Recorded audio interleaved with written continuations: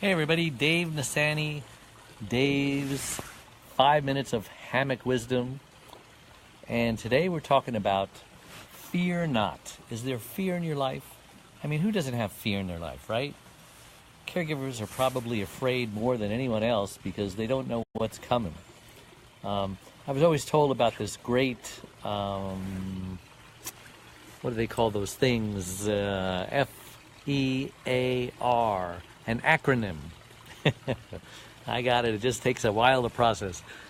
F, false evidence appearing real. That's what fear stands for. Okay. Remember Churchill said, "We have nothing to fear but fear itself." And that is so true. We are so, hey Hugh, how you doing? Hey Debbie. We are so conditioned that sometimes we're afraid of what might happen.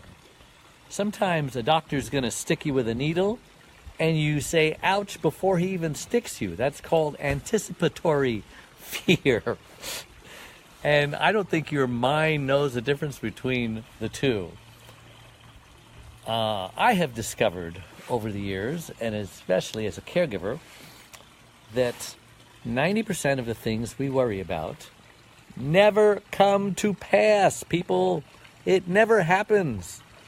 So that means go over your entire life, and 90% of every time your emotions were afraid, it was a waste of time. It was a waste of energy. It was an ulcer that you shouldn't have gotten. It was those cancer cells that shouldn't have happened because you were freaking out over nothing. You were getting anxious. You were just going through the symptoms. So how do we conquer fear? Okay, now that we've discovered that it's just a paper tiger with no teeth.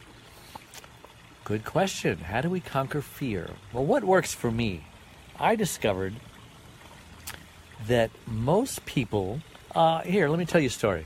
When my granddaughter Molly was only like 4 or 5 years old, we have a swimming pool, and she was like practicing back dives and this and that. And she was doing this one dive that was particularly very scary.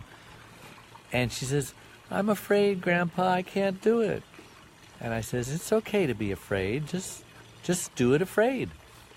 And she looked at me kind of like a deer in the headlights and says, "Oh, okay." And she did it. And it was over. You know, it's okay to be afraid. There was that movie by Elvis, Double Trouble, and one of the twins in that movie that Elvis supposedly was falling in love with is in one of my mastermind groups. And she tells a story that when she was doing the movie, she told Elvis, confessed to him, that she was really afraid, really scared, gets these butterflies, but it was almost paralyzing.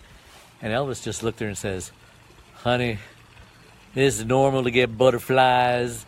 Even I get butterflies before I go on." He says, "It doesn't mean anything. It just means you're alive." And I think about that every time, because I've been on TV shows 24 times, been on the Harvard stage, been going to be speaking at NASDAQ. And it's very easy. I almost got so freaked out the night before Harvard that I said, I can't do this. But then I remembered all of these things that I'm telling you. And it says, you know what? I'm just going to believe it's going to be okay. The information's in my mind. I'm just going to trust that God is going to keep it there safe. There's a verse that says, when you go before the judge, do not worry about what to say. At the proper time, the Holy Spirit will give you the proper words. And of course, you can watch the video. My Harvard speech was amazing. And so I'm glad that I just went to bed that night in my hotel room and just trusted God that it would be okay.